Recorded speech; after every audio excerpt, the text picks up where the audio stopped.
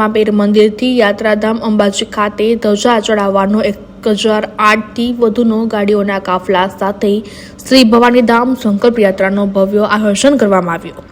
ભવિષ્યમાં power house ભવાનીધામ તરીકે પ્રસિદ્ધ થાય તે માટે આ સંકલ્પ યાત્રા યોજાયેલી છે। અંદાજે 2 થી 3 કિલોમીટર લાંબી ગાડીઓની લાઈનો લાગી હતી। સંકલ્પ યાત્રામાં રાજકીય આગેવાનો અને સામાજિક આગેવાનો તથા મહંતો સંતો મોટી સંખ્યામાં ઉપસ્થિત રહ્યા છે। સંકલ્પ યાત્રામાં સમગ્ર ગુજરાતમાંથી મોટી સંખ્યામાં ભવાનીધામના સમર્થનમાં જોડાયા। શ્રી ભવાનીધામ સંકલ્પ યાત્રાનો આરંભ અહીંયા મલકપુર રામદેવજી મહારાજના મંદિરેથી યાત્રાનું પ્રસ્થાન થશે। 2008 ગાડીઓના લક્ષ્યાંક જે ક્ષત્રિય સમાજ વતીથી નિર્ધારિત કરવામાં આવ્યો હતો, પણ આજે તમે જોવો છો કે ક્ષત્રિય સમાજમાં હડકની હેલીઓ છૂટી હોય અને 18 વરણ તમામ નાથ ગંગા આ ક્ષત્રિય સમાજની શ્રી ભવાનીધામ સંકલ્પ યાત્રાને જનસમર્થન પૂરું પાડવા માટે ઉમટ્યું છે। એટલે 1008 નો લક્ષ્યાંક હતો, પણ એ નિર્ધારિત કરેલા લક્ષ્યાંકને પણ ઉપર જઈ અને ખૂબ મોટું જનસમર્થન આજે આ યાત્રામાં તમામ સમાજો પૂરું પાડી રહ્યા છે। આગામી સમયમાં યોગ્ય પ્લેટફોર્મ પર અને જાહેર સભાના માધ્યમથી સમાજ સેવકોની ઉપસ્થિતિમાં ભવાનીધામનું સ્થળ અને ભવાનીધામના સ્થળની ભૂમિપૂજનની તારીખ અને સ્થળ પણ જાહેર કરીશું।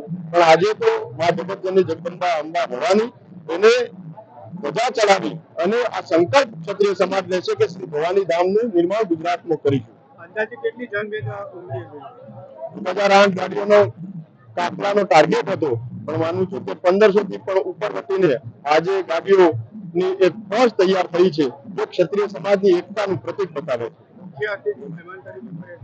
આજે અહીંના લોકસભાના સાંસદ ભરતસિંહજી ડાભી સાહેબ, નટુજી હાલાજી ઠાકોર સાહેબ, ભારતીય જનતા પાર્ટી ઉપાધ્યક્ષ, સાબરકાંઠા પૂર્વ MP Dipsinhji, Arjunsinh Chauhan, cabinet minister Kheda અને અનેક સામાજિક આગેવાનો, રાજકીય અગ્રણીઓ, સંતો મહંતોની પ્રેરક ઉપસ્થિતિ છે।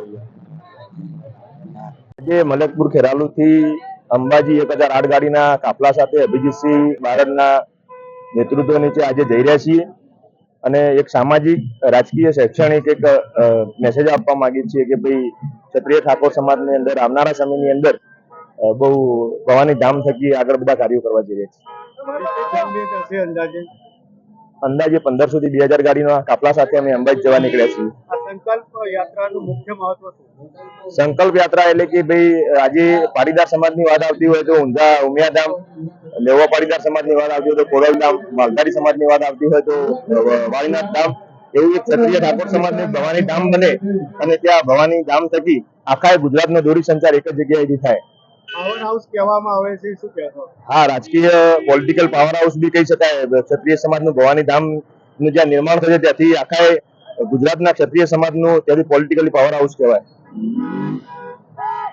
નામ જણાવજો અને આજે જે સંકલ્પ યાત્રા બાબતે શું કહેવા માંગશો?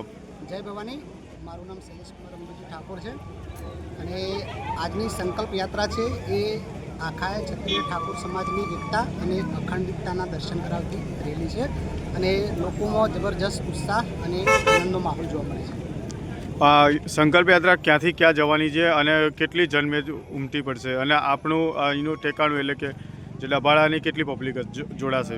સંકલ્પ યાત્રા મલેકપુરથી નીકળી છે 9 વાગે અને અત્યારે ખેરાલુ મુકામે છે અને સંકલ્પ યાત્રામાં 1008 ગાડીઓનો કાફલો હતો, પરંતુ એનાથી પણ સંખ્યા અત્યારે લગભગ 1500 આસપાસ થઈ ચૂકી છે ગાડીઓની સંખ્યા અને ડભોળામાં પણ અહીંયા અમારે લગભગ 1000 પબ્લિક અહીંયા જોવા મળે છે।